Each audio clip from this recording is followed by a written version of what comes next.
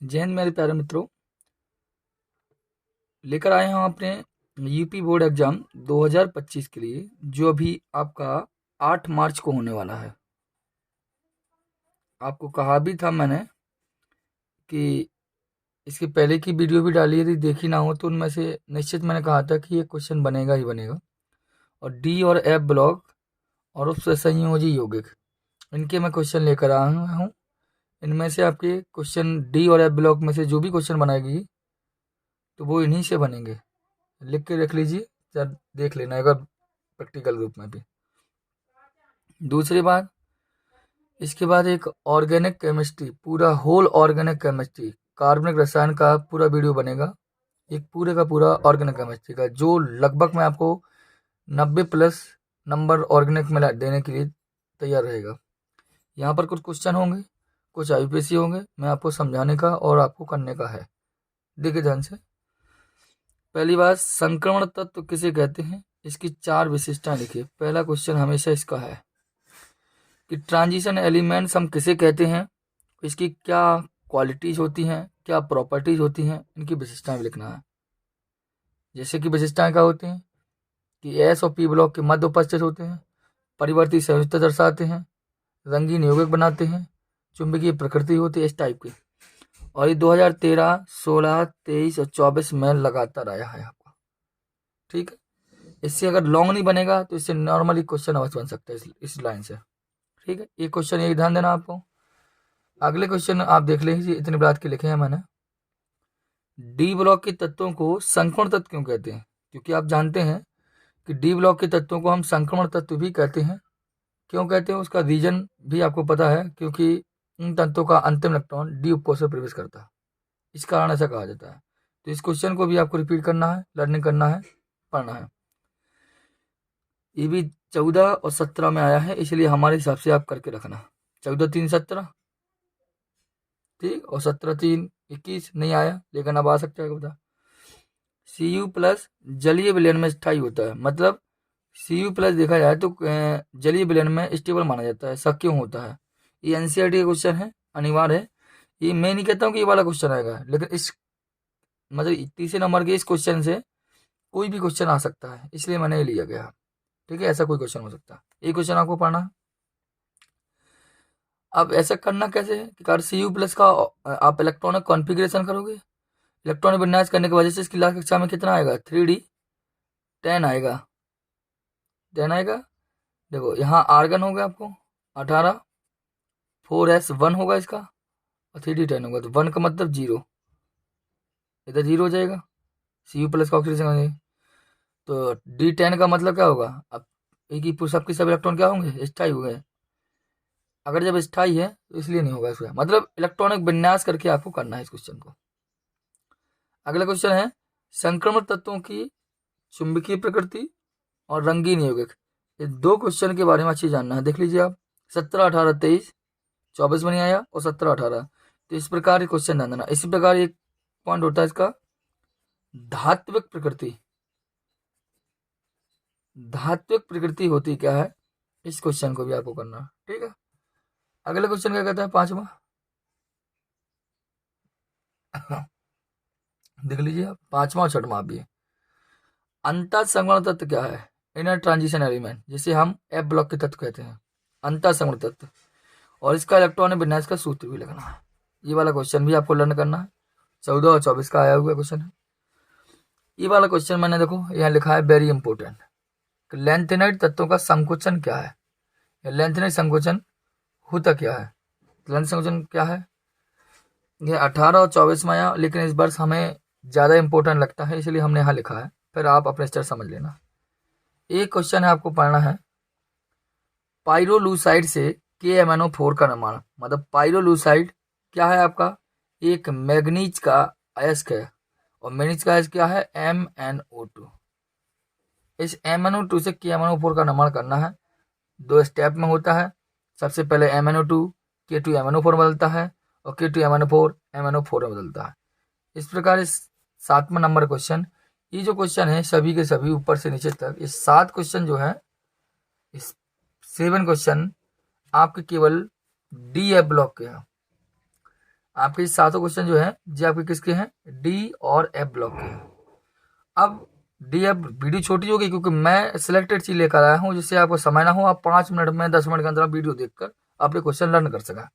और इसी के साथ पूरा ऑर्गेनिक लेकर आऊंगा मैं, पूरा का पूरा ऑर्गेनिक। और एक वीडियो में ऑर्गेनिक हो जाएगा कंप्लीट, 15 से 20 मिनट की वीडियो होगी। समझा भी दूंगा कुछ क्वेश्चन और आपको लिखना भी है उस क्वेश्चन को। 8 तारीख को पेपर जो है, 8 मार्च को वो 100% पेपर जाए आपका, ये हमारा उद्देश्य है। ठीक है, अब चलते हैं अगले मतलब ऑप्शन संयोग में क्या होगा, तो चलिए उसके लिए देखते हैं। चलिए अगला क्वेश्चन कहता है आपसे, लिगेंड किसे कहते हैं। लिगेंड होते क्या है, आपको इतना तो पता है भी है, जैसे हमने कहा लिगेंड क्या है इतना सबको पता है। जैसे कंपाउंड लिखा हो K4FeCN का होल 6 ये लिखा हो, तो यहाँ पर जो आगे होता है कोष्टक के बाद जिससे आयन कहलाता है, और कोष्टक जैसे स्टार्ट हुआ जो कहलाता है वो कहलाता है आपका केंद्रीय धातु परमाणु। इसके बाद जो कुछ बचता है ये पूरा का पूरा लिगेंड कहलाता है, और ये समन्वय संख्या अर्थात कोऑर्डिनेशन नंबर होता है। ठीक है, तो इससे संबंधित क्वेश्चन आता है जो मैंने आपके लिए लिया है कि लिगेंड किसे कहते हैं और कितने प्रकार का होता है। आप जानते हैं 24 के लिए पूछा गया था, लेकिन मेरे हिसाब से पकड़ लीजिए क्योंकि लिगेंड यदि याद होगा तो आईपीएससी बन जाते हैं, जो अभी आपको देंगे समझाऊंगा मैं आईपीएससी। लिगेंड किसे कहते हैं और कितने प्रकार, ऋणावेशित लिगेंड, धनावेशित लिगेंड और उदासीन लिगेंड, ये इस प्रकार लिगेंड आपको पढ़ना है। ठीक है, और आवेश के आधार पर बताया मैंने ही, संयोजकता के आधार पर एक दंती लिगेंड, द्विदंती लिगेंड एंड बहुदंती लिगेंड होता है। ठीक, अब देखिए लिखा है FeH2O का होल 6 प्रबल अनुचुंबकीय है, जबकि FeCN का होल 6 -3 दुर्बल अनुचुंबकीय है। इसको कैसे निकालना है, पहले आप इसको हल करेंगे। कैसे, कि Fe की ऑक्सीडेशन नंबर निकालेंगे, तो आपको पता है Fe का ऑक्सीडेशन नंबर क्या है, +3 निकलेगी इस कंपाउंड में। तो इसका इलेक्ट्रॉनिक विन्यास कर लेंगे, इसमें अयुग्मित इलेक्ट्रॉन निकालेंगे कितना है। अगर ज्यादा अयुग्मित इलेक्ट्रॉन है तो प्रबल अनुचुंबकीय है, और कम और इसमें इसका देखा तो Fe, तो ई के भी जितने भी निकलेंगे ई में भी Fe +3 आएगी ऑक्सीडेशन नंबर। अब ये देखना है कि ये प्रबल लिगेंड है तो इलेक्ट्रॉन का युग्मन होगा इसमें, तो ये सो इसलिए इसमें कम अयुग्मित इलेक्ट्रॉन होंगे, इसमें ज्यादा अयुग्मित इलेक्ट्रॉन होंगे। तो ध्यान दिखना है कि जिसमें अधिकतम अयुग्मित इलेक्ट्रॉन होंगे वही प्रबल अनुचुंबकीय होगा, नहीं तो दुर्बल अनुचुंबकीय होगा। ठीक है, इस प्रकार क्वेश्चन है, दोबारा बता रहा हूँ। पहले आप इसको हल करेंगे ऑक्सीडेशन नंबर से, ये आपका दुर्बल लिगेंड है, अर्थ इलेक्ट्रॉन का युग्मन निकल आएगा, देखेंगे कि इसमें कितने अयुग्मित इलेक्ट्रॉन है। इधर देखेंगे Fe ऑक्सीडेशन नंबर और इलेक्ट्रॉन में करके इलेक्ट्रॉन का युग्मन निकल आएगा, क्योंकि प्रबल लिगेंड है। तो अगर अयुग्मित इलेक्ट्रॉन जिसमें ज्यादा होंगे तो प्रबल होगा, जिसमें कम होंगे तो दुर्बल होगा।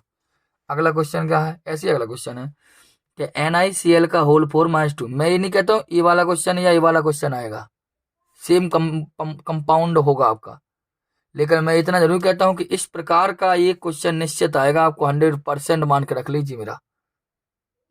मैं नहीं कहता हूँ ये वाला क्वेश्चन आएगा, लेकिन इस टाइप का NiCl4 NiH2 हो, वो कहता है फिर H2 या Cl4 हो, कुछ भी हो सकता है। तो NiCl4 का -2 अनुचुंबकीय है, जबकि NiCl का होल -2 प्रतिचुंबकीय है। ऐसा क्यों, अनुचुंबकीय मतलब अयुग्मित इलेक्ट्रॉन होंगे तो अनुचुंबकीय होगा, प्रतिचुंबकीय मतलब युग्मित इलेक्ट्रॉन होंगे तो प्रतिचुंबकीय होगा। तो पहले क्या करेंगे, इस जो आपका केंद्रीय धातु परमाणु जो Ni है इसका ऑक्सीडेशन नंबर निकालेंगे, तो आपको पता है +2 आएगा इसमें।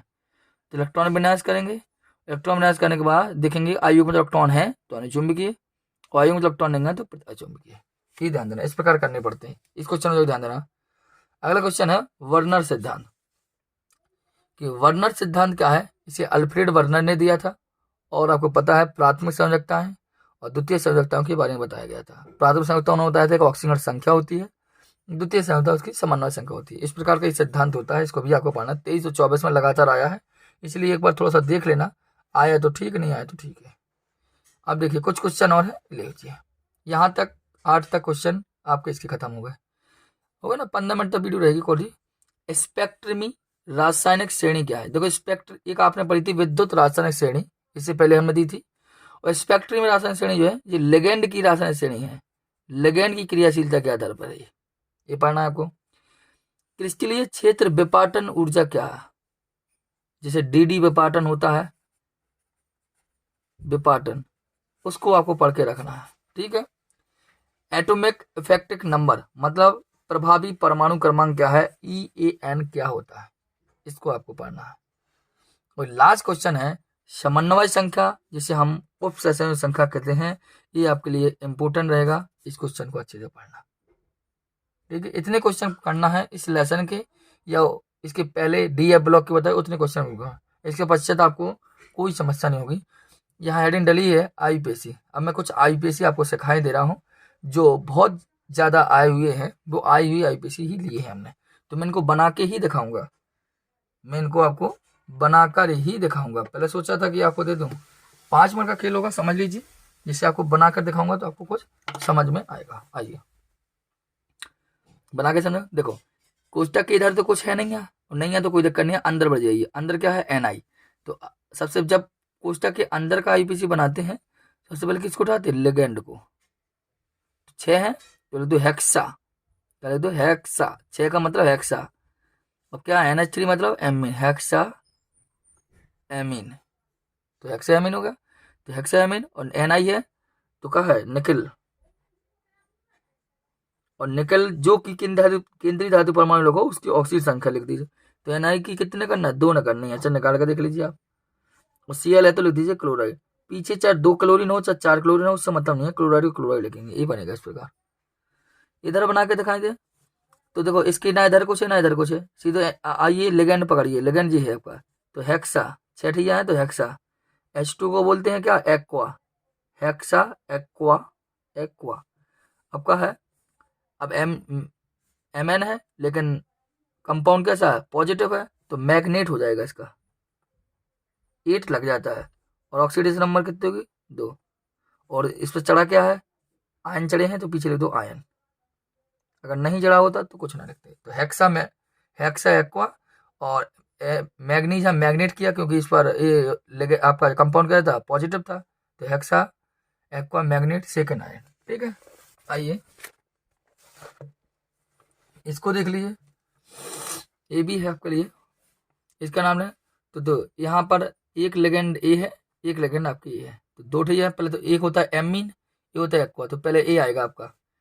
देखो एमीन AM, एक्वा मतलब AQ, तो पहले क्या लेंगे, एमीन वाला, क्योंकि ए और ए समान है तो एम ABCD में पहले आता है, क्यू बाद में आता है, तो लिख दीजिए टेट्रा एमीन का मतलब एमीन, टेट्रा एमीन। और क्या हो जाएगा, डाई एक्वा, और क्या होगा, कोबाल्ट। और देखो इसकी ऑक्सीजन संख्या 0, इसकी भी 0, बची टोटल 3, तो 1 2 3, और लास्ट में क्लोराइड,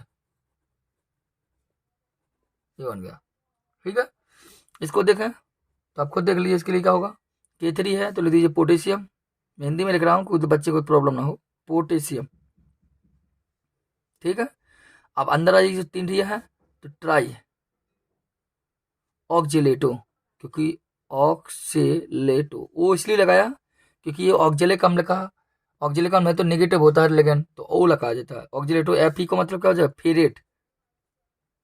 और ऑक्सीडेशन नंबर कितना होगा, आपकी देखो इसकी 3 होगी, और प्लस एक्स, और माइनस की 3 बराबर 0, तो इसकी 0 निकलेगी मेरे हिसाब से, माइनस माइनस रखना होगा।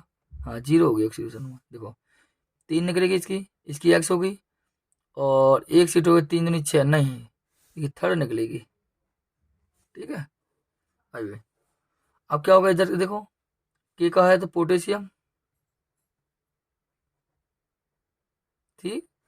और पोटेशियम के बाद क्या होगा, अब लेगेंड है, ये भी है, जे सी आता है तो ये तो साइनो पोटेशियम, साइनो या साइनाइडो, लेकिन कैसा 5 दिन है तो पेंटा लिखी ना, पेंटा साइनो, पोटेशियम पेंटा साइनो। अब जो होगा नाइट्रोसो, एनो को नाइट्रोसो। अब क्या बचा, Fe का मतलब फेरेट, ऑक्सीडेशन नंबर निकालना, अब इसकी आप निकालना। और 2 डी हाइड्रोजन है तो लिखें डाई हाइड्रेट, ऐसा बनाना है। ठीक है, निकाल लेना ऑक्सीजन। ठीक है, अब क्या ये इसको, इसकी कितनी निकलेगा, 0 5, ये घट जाएगी, माइनस की 3 मार 2 बचेगी मेरे हिसाब से, निकाल कर देख लेना अच्छे से। यहाँ देखिए Cr लेगेंड है, क्लोरीन है, एथिलीन EC जो आएगा, क्या लिखेंगे, डाई क्लोरो या क्लोराइडो, वो लगाना ना। और क्या होगा, यहाँ क्या हो जाएगा, बिस लगेगा, और लिख लो एथिलीन और डाई एमीन, ठीक है, बेस, और इसको बोलते हैं एथिलीन डाई एमीन। अब क्या होगा, क्रोमियम, ऑक्सीडेशन नंबर और Cl लिख दो क्लोराइड, बन गया बेसिकली। और क्या है, और क्रोमियम कितनी निकलेगी, 0/3 होना चाहिए मेरे हिसाब से, निकाल लेना अपनी। इसको देखें तो इसका Fe है और Cl4 है, तो लिखो पहले टेट्रा क्लोरो या क्लोराइडो, टेट्रा क्लोरो, और Fe को क्या लिख देंगे, फ्लोरीन होगा यहाँ यार, सॉरी, ठीक है, फ्लोरीन थी इसमें, ओनली एफ लिखना है इधर, ठीक है, टेट्रा क्लोरो फ्लोरो, ठीक, और सीजियम, और ऑक्सीडेशन नंबर लिख लीजिए, कितने करेगा, 4 1 5 हो जाएगा हमारे हिसाब से। इस प्रकार ये कंपाउंड होंगे आपके लिए। तो इतने आईपीसी आपको 5 6 7 आईपीसी मैंने दिए हैं। ये 100% सत्य मान लीजिए कि आपके आईपीसी आएंगे ही आएंगे, ये 100% सत्य मान के चलिए कि आईपीसी आना ही तो आना है। हर सेट आपने देखा होगा तो आए होंगे और यहाँ भी आएंगे, ठीक है। इन क्वेश्चनों को आप देख लेना, ये आपके लिए अनिवार्य भी है। मैं आपको बार बार कहता हूँ, अगर आप इनको पढ़ लेंगे तो आपके DF ब्लॉक और उपसे संयोजी यौगिक कंप्लीट है। आप चिंता मुक्त होकर, टेंशन फ्री होकर पेपर देने जा सकते हैं 8 मार्च का डी और एफ ब्लॉक के अंदर। अब मैं इसके लिए आपको एक ऑर्गेनिक केमिस्ट्री केवल वन वीडियो ऑर्गेनिक की दूंगा, जिनमें सभी ऑर्गेनिक के क्वेश्चन होंगे, और कल तक ही प्रोवाइड हो जाएगी आपको और मिल जाएगी, ठीक है। मिलते हैं हम, जय हिंद।